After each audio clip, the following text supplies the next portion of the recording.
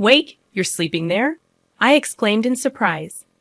Currently, I was house sitting for my brother and his wife while they were on a trip, accompanied by my niece, Emily, in my brother's house. Despite the absence of her parents, Emily seemed unusually insistent on not having my daughter, Alice, over, even though we had planned for a day of fun together. Instead, we spent the evening playing games and preparing dinner. As the night progressed, Emily's behavior became increasingly peculiar.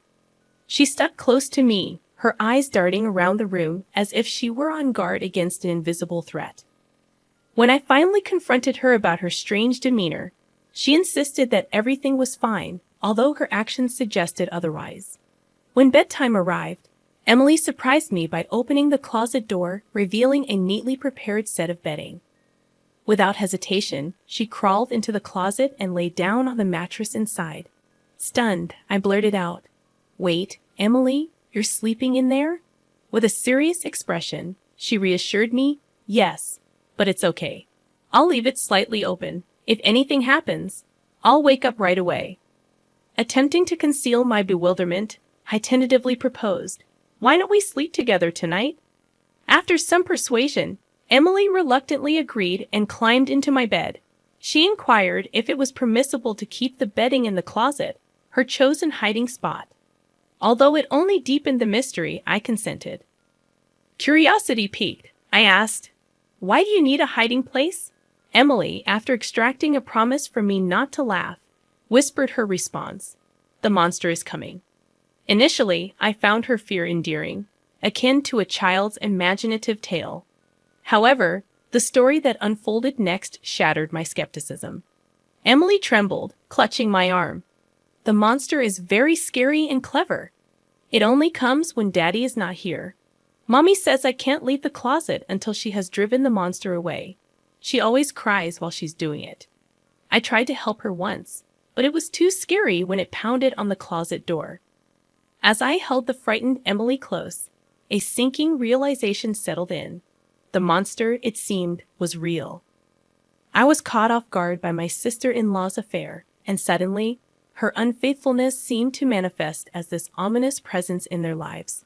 The evidence was before me. Emily's father's absence, her aversion to my daughter's presence, her watchful eyes on the windows and the front door. It all pointed to her genuine fear. My heart ached for sweet Emily and for my brother, who trusted his wife implicitly.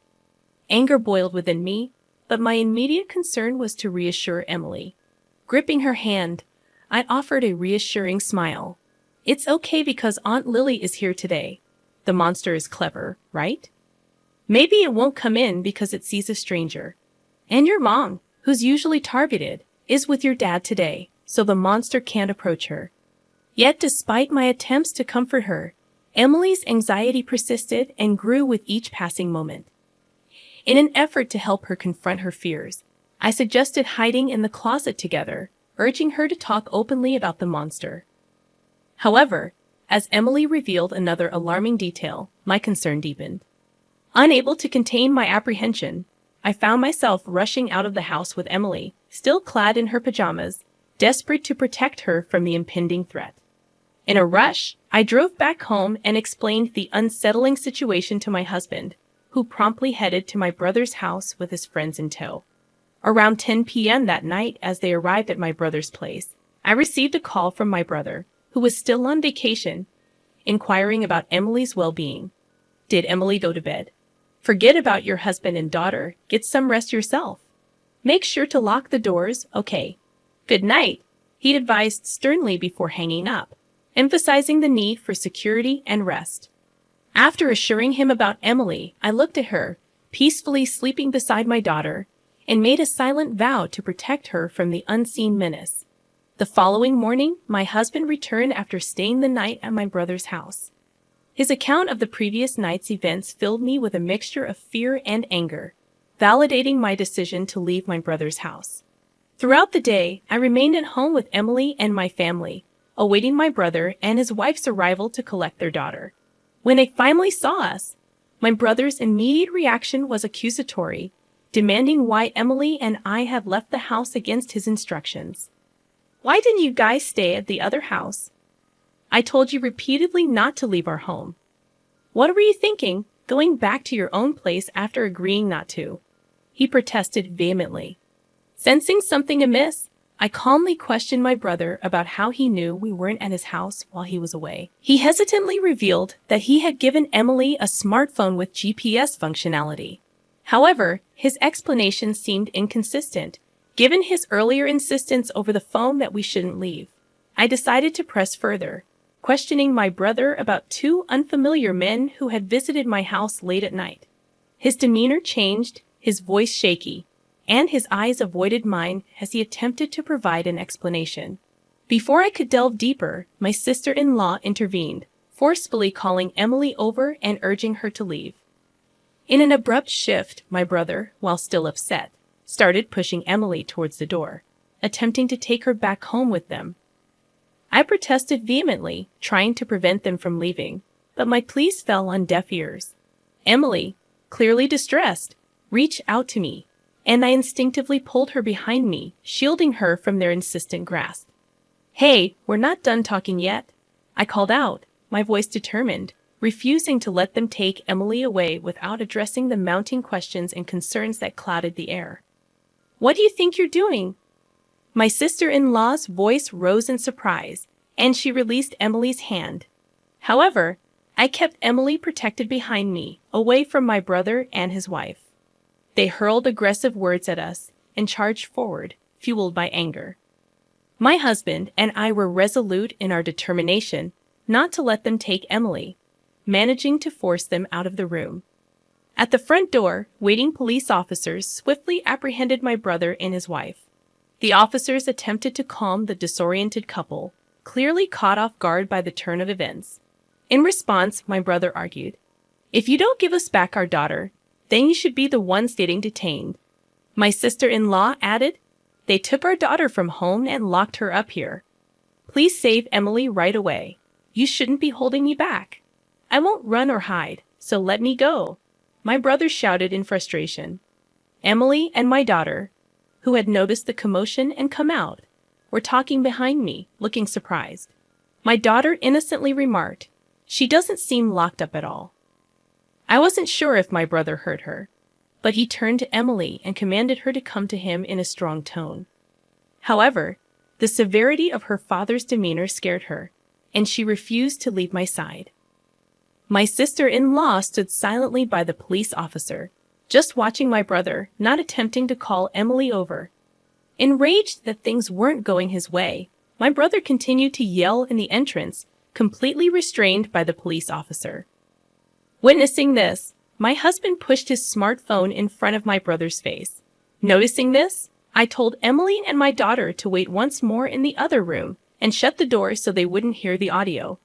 After confirming this, my husband started playing a video he had recorded at my brother's house the night before without uttering a word.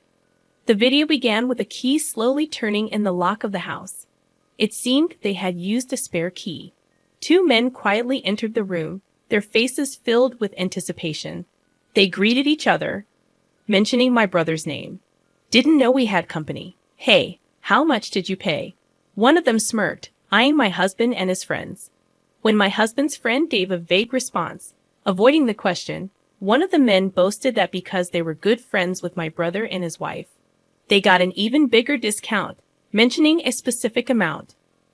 They continued, "We're lucky we get to play with the kids today." The man's laughter was sinister. I couldn't see the screen, but the audio alone was enough to make my skin crawl. Afterwards, my husband's friend bombarded the men with questions, asking if they often came to this house and if they always came as a pair. Sensing something was off, the men asked where Emily and I were. Seeing my husband's enraged expression as he responded that we weren't there, the men finally realized the gravity of the situation. Realizing they weren't among friends, the men quickly fled. Until the very end, they were either unaware of my husband's recording or deliberately didn't mention it. My brother, supposed to be their close acquaintance, seemed to have discovered the existence of the video for the first time and was visibly shaken. Now deathly pale, he frantically stated, "I didn't know anything. I've been framed." Upon watching the incriminating video, my assumption that my brother was innocent and my sister-in-law was the mastermind crumbled. The footage provided undeniable proof of my brother's involvement in offering up Emily and me. His feigned ignorance wouldn't deceive anyone. My brother was taken away by the police, while my sister-in-law pretended to be clueless about the situation. However, the police officer, having already heard Emily's testimony, asked her to accompany him for further questioning. Consequently, they both ended up in custody together. In subsequent police interrogations, my brother and his wife confessed to everything and were arrested. It was revealed that my sister-in-law lured men into their home on nights when my brother worked late shifts, exploiting Emily discreetly to meet the demand for children in certain circles. Emily, unaware of the sinister nature, posed as instructed, thinking she was helping her bullied mother. The innocent photos of Emily were manipulated by my sister-in-law. She developed the images and displayed them to customers, creating a bidding frenzy as if in an auction. Shockingly, she never sold the photos. She only lent them out. While this nefarious business had nothing to do with my husband and me, my brother, upon discovering his wife's illicit dealings, didn't reprimand her or protect his daughter. Unbelievably, he started gathering more customers, thinking it would increase revenue. With a twisted rationale, he coerced me into this horrid business, threatening me by capturing images of the scene. One day, when the neighbors were absent, they locked Emily and me in their house, exchanged the spare key for a hefty sum of money, and left town for an overnight trip, all to establish an alibi. However, what they didn't anticipate was Emily's courage. She had always obeyed my sister-in-law unquestioningly, but to protect me, she confided in me about the monsters, unknowingly shedding light on their nightmarish situation. That evening, upon learning about Emily's ordeal, I asked my husband to capture the images of these so-called monsters. The police swiftly acted on the information we provided. When we reported the situation, the police officer ensured Emily's safety from my brother and his wife. Subsequently, my brother and his wife were arrested on grave charges, including violations of child welfare laws and laws preventing child exploitation. Despite being first-time offenders, they couldn't escape imprisonment. The photos of Emily, taken over several years, were deemed highly malicious. Once an image was leaked on the internet, it could never be erased. I was utterly shocked when the police revealed this information to me. Fortunately, my sister-in-law hadn't digitized or sold Emily's photos, keeping them securely stored and preventing any leakage. The fact that my brother, who had always been kind and reliable, could turn into such a terrible person terrified me. Until that moment, we had been helping each other as we always had. The realization that I hadn't noticed this dark side of him haunted me. Regardless, I wanted them to face the consequences of their actions.